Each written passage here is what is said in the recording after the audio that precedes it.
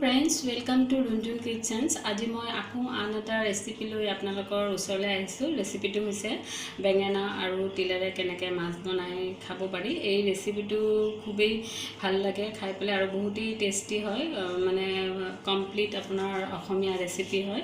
गतिके এই रेसिपिटो मैं आज आपनालोকক बनाई देखुवाम। आरु मोर এই ভিডিওটো যদি চাই आपनालोकर सचाके ভাল লাগিছে তেতিয়াহলে लाइक आरु कमेन्ट কৰিবলৈ নেপাহৰিব। आरु যিসকলে মোৰ চেনেলটো চাই এতিয়ালৈকে সাবস্ক্ৰাইব কৰা নাই তেওঁলোকে যেন সাবস্ক্ৰাইব কৰে আৰু ভিডিওটোৰ তলত থকা বেল আইকনটো ক্লিক কৰিব যাতে মই আপলোড কৰা নতুন নতুন ভিডিওসমূহৰ নটিফিকেশন আপোনালোকে প্ৰথমতে পায়। গতিকে আহকচোন ফ্ৰেন্ডছ, মই এই আঞ্জাখন কেনেকৈ বনাইছো আপোনালোকক দেখুৱাইছো। এয়া মই প্ৰথমতে ইয়াতে আপোনাৰ বাহু মাছ লৈছো। আপোনালোকে যিকোনো মাছ ল'ব পাৰে, অকণমান ডাঙৰ মাছ হ'লে ভাল হয়। ইয়াতে মই মাছখিনি বৰ ধুনীয়াকৈ ধুই सफा करि पेलाय आपनार निमख हालधि हानि पेलाय 5 मिनिट आगते थৈ दिसिलु। आरो तार पिছত मैं आन इनग्रेडिएंट्स समूह आपनालोকক देखुवाइछु। एया मैं एटा मजलिया बेंगेना एटा काटि लैसिलु। याते एनुका स्टाइलत मैं काटि लैछु आरो मैं याते आपनार दुटा डांगर पियाज एनेके डांगर डांगरके काटि लैछु। आरो एया मैं आपनार নহৰু केइफुटामान लैछु आरो एया मैं आदा एडखर लैछु आरो दुटा याते आपनार केঁচা जलकिया लैछु। मैं एनेके फाली लैछु आरो गोटा जीरा अकणमान लैछु आरो मैं जालुक अकणमान लैछु। जालुक बेसिके नलब নহলে आंजाখন बहुत জ্বলা হৈ যায়। আৰু যদি আপুনি বেছিকে জ্বলা খায় তেতিয়া আপুনি লব পাৰে, হেতু আপোনাৰ নিজৰ পছন্দৰ লগত কথা। আৰু ইয়াতে মই তিল লৈছো। তিল আপোনাৰ ইয়াতে কমেও 4 টেবুল স্পুন মান হ'ব। এই তিলখিনি মই এতিয়া এটা শুকান কেৰাহীত গৰম কৰি পেলাই কেৰাহীটো মই ভাজি লম। এই আপোনালোকক নেক্সট স্টেপটো দেখুৱাইছো। এই মই গেছত কেৰাহীটো বহাই দিছো। কেৰাহীটো অলৰেডি গৰম হৈ গৈছে। মই এতিয়া এই তিলকিটা অকণমান ইয়াতে 2-3 মিনিট মান সময় ভাজি লম। এই তিলখিনি মই ধুনীয়াকৈ বজাৰৰ পৰা আনি ভালকৈ সফা কৰি ধুই পেলাই ৰ'দত মেলি শুকুৱাই পেলাই থৈ দিছিলো। এইখিনি মই এতিয়া আপোনাৰ যেতিয়া অকণকে আপোনাৰ গুণ ওলাব তিলখিনিত তেতিয়ালৈকে মই ভাজিম। ফ্লেমটো আপোনালোকে লো ফ্লেম দিব, নহলে তিলখিনি একেবাৰে জ্বলি যাব।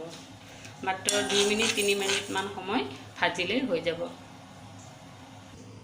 এই বৰ ধুনীয়াকৈ স্মেল ওলাইছে। এতিয়া মই এইখিনি নমাই দিম।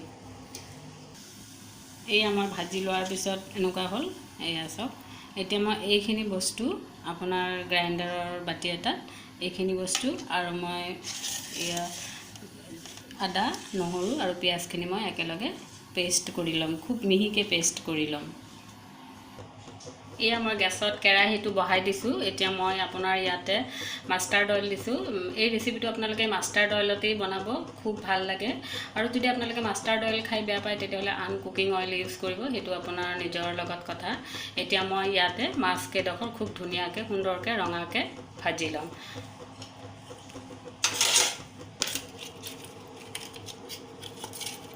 মোৰ কেৰাহীটো অলৰেডি বহুত গৰম হৈ গৈছে। মই বহাই দিছো। এতিয়া এয়া মাছ গোটেইকেইডখৰ মই ইয়াতে বহাই দিলো আৰু এতিয়া মই মিডিয়াম টু হাই ফ্লেমত মাছখিনি বৰ ধুনীয়াকৈ মই ভাজি ল'ম। আৰু এতিয়া মই আপোনালোকক আন ষ্টেপটো দেখুৱাইছো। এতিয়া মই এই গ্ৰাইণ্ডাৰৰ বাটিটোত আপোনাৰ এই তিলখিনি মই দি ললো ধুনীয়াকৈ, অকণমান পানী দিছো আৰু মই এতিয়া এইখিনি আপোনাৰ নহৰুখিনি দি দিম, আদাৰ ডখৰো দি দিলোঁ আৰু এই পিয়াজখিনি গোটেইখিনি দি পেলাই মই খুব মিহিকৈ পিচি ল'ম যাতে অকণো গোটা গোটা ভাৱ নাথাকে। গতিকে সেইটো কথা আপোনালোকে মন কৰিব। যদি গোটা গোটা ভাৱ থাকে তেতিয়া আঞ্জাখন খাবলৈ ভাল নহ'ব, সোৱাদ নালাগিব। গতিকে আপুনি খুব মিহিকৈ গ্ৰাইণ্ড কৰি ল'ব। মই এই তিলখিনি পিচি ল'লোঁ, অকণমান ধুনীয়া পেষ্ট হৈছে, এনেকুৱা মিহি হ'ব লাগিব। গতিকে আপোনালোকে সেইটো কথা মন কৰিব। একেবাৰে গোটা হৈ থাকিব নালাগিব, একেবাৰে ফাইনলি পেষ্ট হ'ব লাগিব। আৰু এতিয়া মই আপোনালোকক নেক্সট ষ্টেপটো দেখুৱাইছোঁ।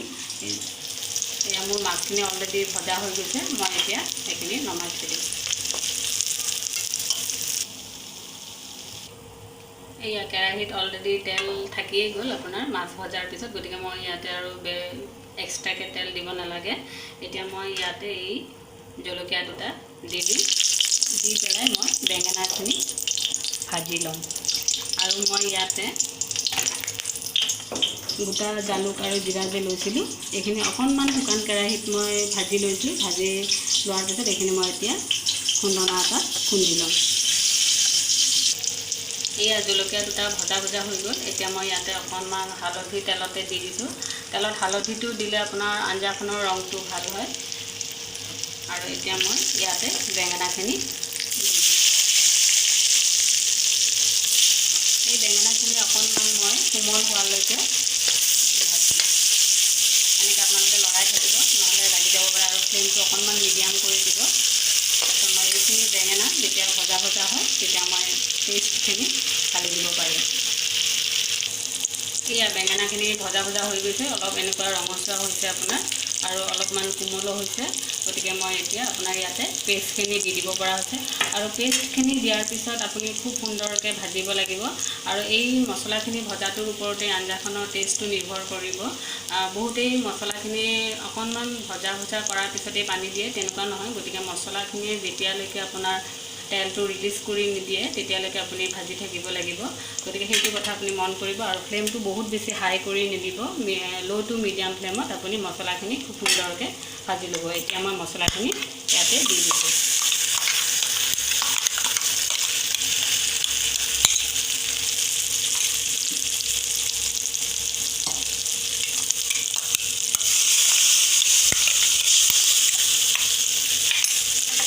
আপুনি ভিডিঅ'টো চাওঁতে খুব সুন্দৰকৈ প্ৰথমৰ পৰা শেষলৈকে চাব।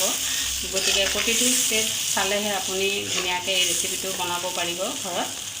গতিকে এতিয়া মই এইখিনি অকণমান ভাজি ল'ম। আৰু যেতিয়া এই মছলাখিনি আপোনাৰ তেলটো ৰিলিজ কৰি নিদিয়ে তেতিয়ালৈকে মই মছলাখিনি ভাজি থাকিম কম জুইত। এই আমাৰ মছলাখিনি ভাজি থাকোঁতে 1 চামুচ নিমখ দি দিছোঁ। গতিকে নিমখটো আপোনালোকে সোৱাদ অনুযায়ী আপোনালোকে যিমান খায় সিমান দিব। এতিয়া মই এই মছলাখিনি আৰু ধুনীয়াকৈ এনেকৈ লৰাই মাজে মাজে লৰাই থাকিম আৰু এনেকৈ মই সুন্দৰকৈ ভাজি ল'ম। এই মছলাখিনি আপোনাৰ এনেকুৱা ভজা ভজা হৈ গৈছে, ইমান সুন্দৰকৈ ভজা ভজা হৈ গৈছে। তেলখিনি একেবাৰে ওলাই গৈছে মছলাৰ পৰা, গাত লাগি থকা নাই। আপুনি এইটো ষ্টেজলৈকে মছলাখিনি আপুনি ভাজিব লাগিব কম জুইত। আপুনি বেঙেনা যদি খাই বেয়া পায় তেতিয়া আপুনি আলুও দিব পাৰে। আলু এটা দীঘল দীঘলকৈ কাটি পেলাই দি দিব পাৰে। আৰু মই বেঙেনাখিনি যেনেকৈ ভাজিছোঁ তেনেকৈ আলুখিনি আপুনি ভাজি ল'ব, তেতিয়াও খাই খুব ভাল লাগে। কিন্তু মই আজি বেঙেনা দি বনাই আপোনালোকক দেখুৱাইছোঁ। এতিয়া মই ইয়াতে মাছ কেইডোখৰ আপোনাৰ দি দিলোঁ। এতিয়া খুব মই লাহেকৈ মাছ কেইডোখৰ এনেকৈ অকণমান লৰাই